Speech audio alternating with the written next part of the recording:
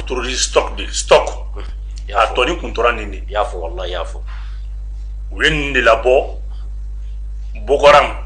ka bo Nigeria ka kla ka Syrie terroriste mun boray ko do farenka ko lu appuyé ñu commando yi nazara commando yi tesit bese ka mine malla togo jume ka attaque folo lancer mangoya kase kana ka fo olu tara o kuma anya kololo ya olu jomi no ye nazara ye no ye force takubay Franci ale ni barkan gandi Mali kan attaque ka gele aka gele fo ka do ka gele nga wira dabal bana kun wira ngani ngara tuguti iti mili tous les grands terroristes du Sahara lu be ñogon soro barenga basu matériel la bla gansane parce que doko sollicite ni lu kumé engin explosif de don dobé ale be tactique de don mine munu tira Mali kana ka fo malien den fen fe klobena force dobé nunu kofe wa kobe ko kofe malien timindo mais ndabe do ala parce que chou be minela chou si mo se ka chou si chou identifiera féminin yera chou nuna ganda ka bo climat terroriste no gani terroriste chou si mo se kata wa mo attacking ka betorala mo attacking ka betorala donc ka nyefie bazumie blalinge kada kumika a kun folo de fleni ni attacking kumika la be ka tan kalo flani kle tanduri abe semaine kele mo ou kan nali signaler là mais pour le moment ou kan nali signaler là mais pour le moment lendo commandant des zones RFN bola les 7 portes disparu commandant des zones RFN commandant des zones bola no ere kan re commandant des zones RFN bola donc ka nyefo ame domina copie vraiment malidenw kan ka ɲɔgɔn minɛ anw be janfa de kɔnɔ anw be janfa ba de kɔnɔ janfa min n'a ka bon kosɛbɛ donc anw be se k'a fɔ Mali be yɔrɔ min na ko bi maliyɛnw k'a dɔn k'a fɔ ko jugu wɛrɛ banna min t'an dama ye n'o tɛ ka terroriste 18 bila terroriste 18 o su taara ye nin satan ninnu fɛnɛ fɛ Bazoum bura terroriste mun bila ka bɔ a ka o su bɛ nin na donc n bɛ kuma ɲɛbila min d'i ma o ye nin ye Bubu Mondoro a attaque a kuma cayara an b'a ye Ibrahim Boubacar Keita ka temps waati an ka camp tun bɛ attaquer o attaque tun cayara i bɛ kɛ ka temps waati la an y'a jateminɛ depuis Assimi ka na fanga la ka se bi ma nin y'a siɲɛ fɔlɔ ye an ka kan ye a ka attaquer depuis Assimi nana an y'a ye an ka libération bɛɛ tun bɛ ka kɛ dɔɔni dɔɔni mais depuis Franci ta waati la fasodenw y'a ye ko Franci tagali k'a bɛna kɛ degunba ye parce que u bɛ fɛn bɛɛ kɛ pour que fasodenw ka se ka nimisa olu tagali la est-ce que Bubu kan min attaquera Mondoro kan attaqueli ani Franci ka tagali est-ce que rapport dɔ b'olu ni ɲɔgɔn cɛ wa si rapport belebeleba b'u ni ɲɔgɔn cɛ parce que jɔn bɛ Mondoro kan situation d'i ma Mondoro kan ni Douanzan cɛ ça fait 165 km Mondoro kan ani Douanzan cɛ 165 km ani Boni cɛ ça fait 60 km 65 km ani Burkina cɛ 25 km Mondoro kan non ça c'est la position géographique même fika kan ni ma kan situé i tɛ se k'a fɔ k'i bɛ ko in contexte dɔn mun don d'habitude malien dɔw kumara ko parce que k'an ye Barkhane de ko Barkhane de tun bɛ appui aérien da an ma k'a f'u ye ko appui aérien ko tun tɛ ko yɛrɛ kɛra cogo di Mondoro kan n y'a section géographique d'i ma nka sufɛ munna u ma attaque kɛ sufɛ n'i sɔrɔla Mondoro kan na à quelques kilomètres déjà alarme bɛ déclenché a yɛrɛ ma lumière bɛ bali ka mɛnɛ Mondoro kan kɔnɔ donc i tɛ se ka bin a kan sufɛ u y'a to 5 heures du matin na kun jumɛn na u y'u to kɔfɛ de parce que u tɛ se ka gɛrɛ n bɛna janfa cogoya de ɲɛsin ye u y'u to kɔfɛ de u ye kan bon maintenant d'habitude n'u ye kan bon élément minnu bɛ kɔnɔ olu bɛ riposter à travers maintenant des tirs u bɛ tir nuru kɛ u b'a dɔw bɛ sommation kɛ n'o kɛra unité minnu bɛ kɔnɔna la ou bien élément minnu bɛ kɔnɔna la bɛɛ ka position bɛ dɔn Mali armée niveau ka bon u ye kan bon ka kan bon parce que n y'a fɛ cogo min na n'i gɛrɛna kan in na automatiquement alarme bɛ déclencher à la lumière be mena donc il sera guerre ni ma don o be munga ça o be santenani viser ka bon o be kangono mo bon o échange tir kara yoro no kera bele bi nyashin tir boroma échange tiru kera échange tir kelen kuma mina o ye boni ka boni ke kanin dugu frontière akasu donc ala yake armée repoussera doni o ya soro o nana ni Gandhi ibe blende min don an dafa jamana blendo ma dugu to fina na an dafa jamana blendo no blende nun nana non ambe jamfa boro no no blende kele nun nana no blende nana do kangono u donen kangono alu kanake Gandhi alu kanake cheni kera indi uni blende chamane nana kadum blende nune an dafa dugu finti la ka do ka blende wi blende munu kosa ina na fora ko attaque mun kara bene ko mo munu yera Burkina frontière la ko lu boshira ko ka mine munu mine o ko na ko akla ka munu ko mu fena kara Niger ko lu goshi ko mine munu mine Gandhi a cité tien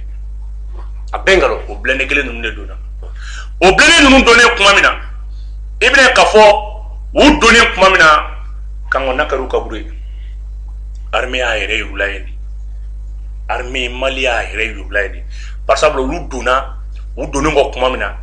kan situation diruma u kumbolo parce que ni na nyogona kera armée be femi intervention aérienne ni mais intervention aérienne ma se ka soro muna français noté wa français mo foité français la condition météorologique de kumay météo de condition kumay bura do kundale meni wakati labaina o bura to jugara mondoro mara konna la donc météo iba ka fo visibilité kumay visibilité may munge quand élément le ripostera fin dona a bekara cheni ma te misra ki yera sono après dajira o de ato on a 27 personnes de Sahara et une trentaine de blessés, 7 portés disparus. On lui blende munduna, ni mi frata di kono ka fo ki yere ka armée renfort do. Ki ikono ki yere do. Donc blende nous ko piéger len. Bombe charge électromagnétique de kumula. Na tira be frère. Donc nous to de là o kelen ko ga gelale o yere bulu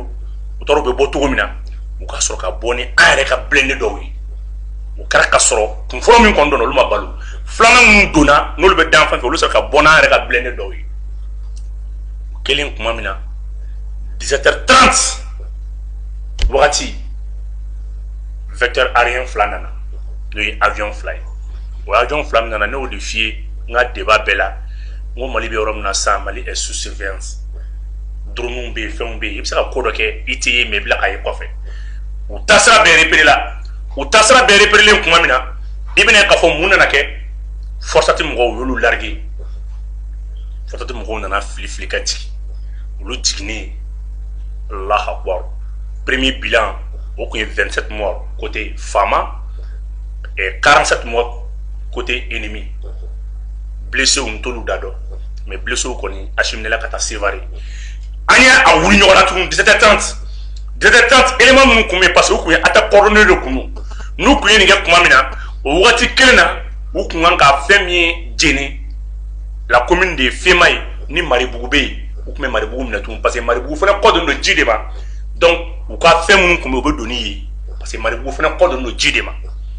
o wagati kelen armée ma temps d'u ma armée y'u koro nin zone ninnu kɔnɔna la renfort minnu nalen ani forçati élément minnu nana o de combat corps à corps jugara ni fɛn bɛɛ ye donc mort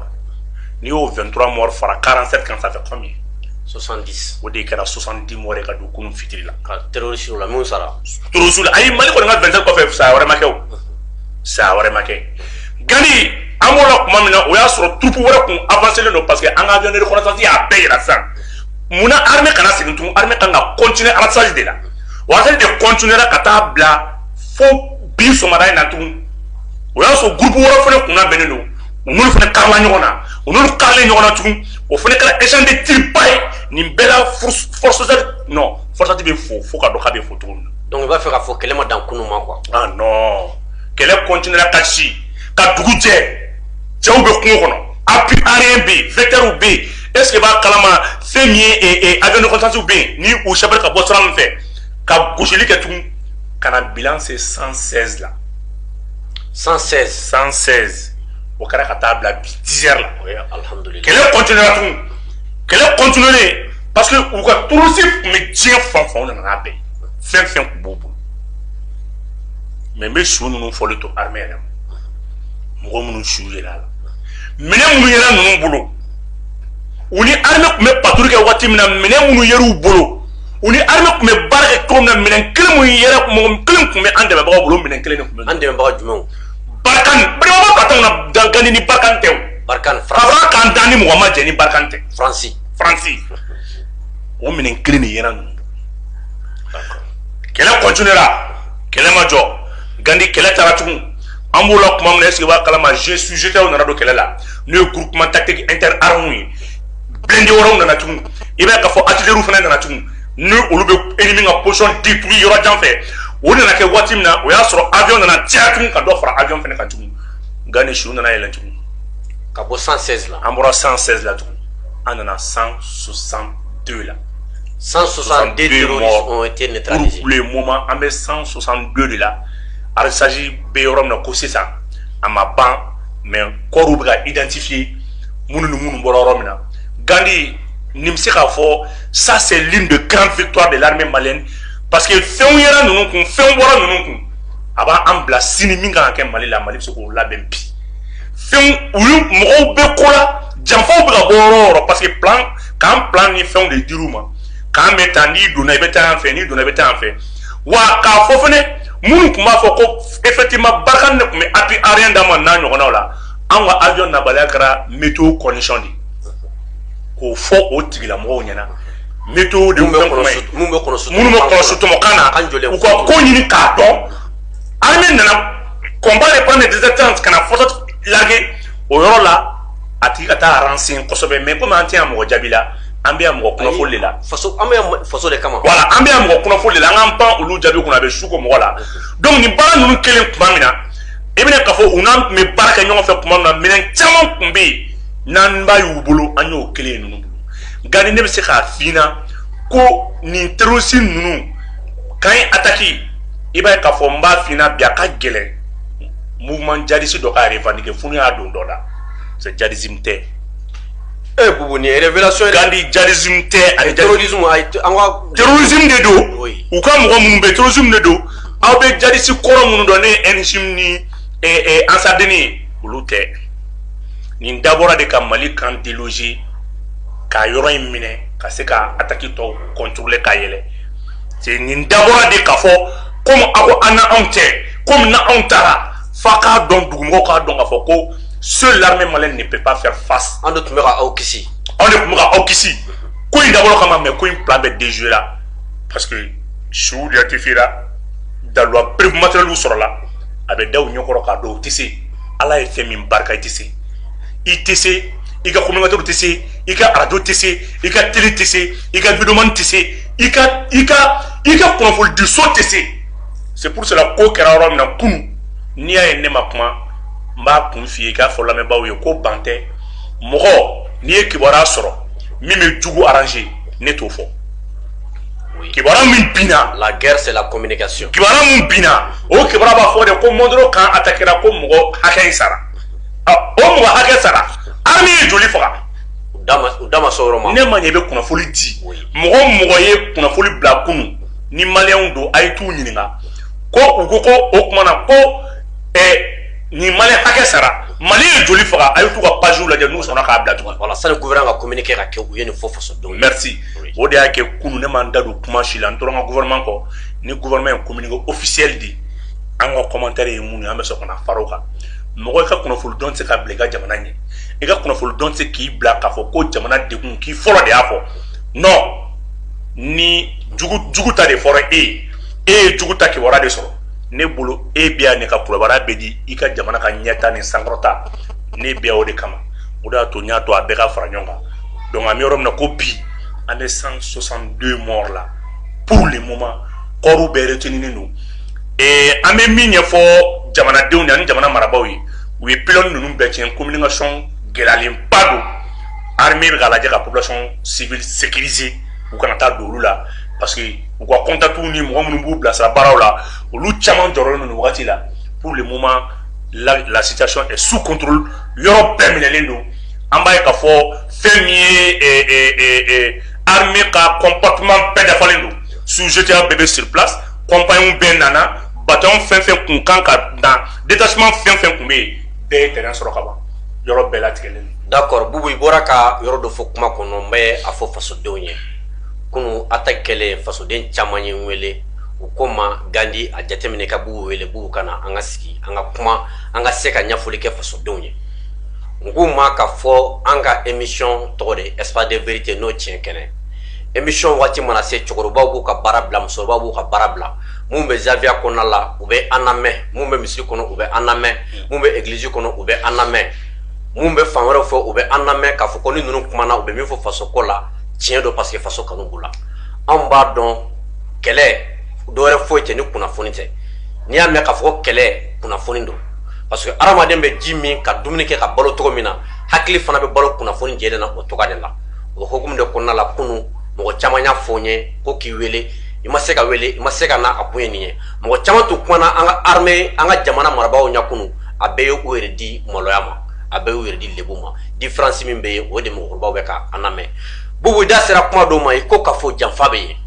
faso de chaman ko o be ka ska Niger ani France la bubu yala il va faire ka foko ni koyi France Niger ou no be jamfa na wa ala e tien do bangé Niger population va marcher le 9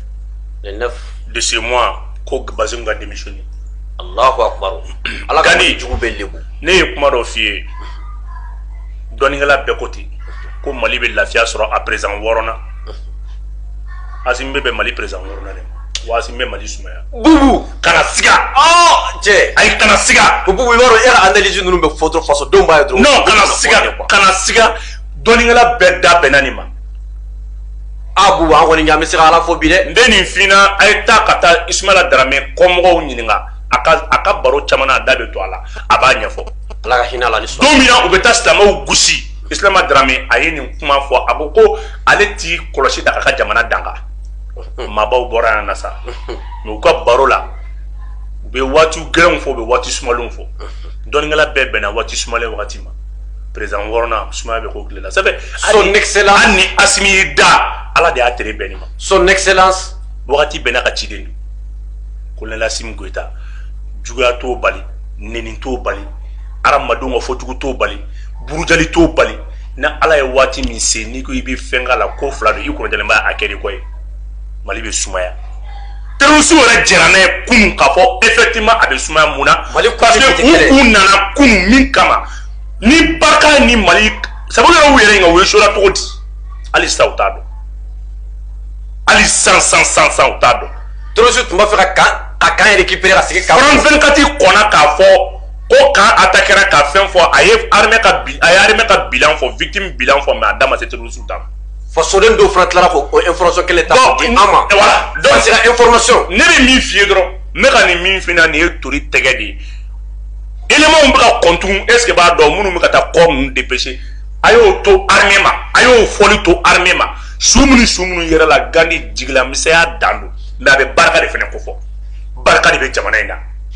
wukunya dabo kunu wukumese la yoro duru na nyongo fe parce que bi ni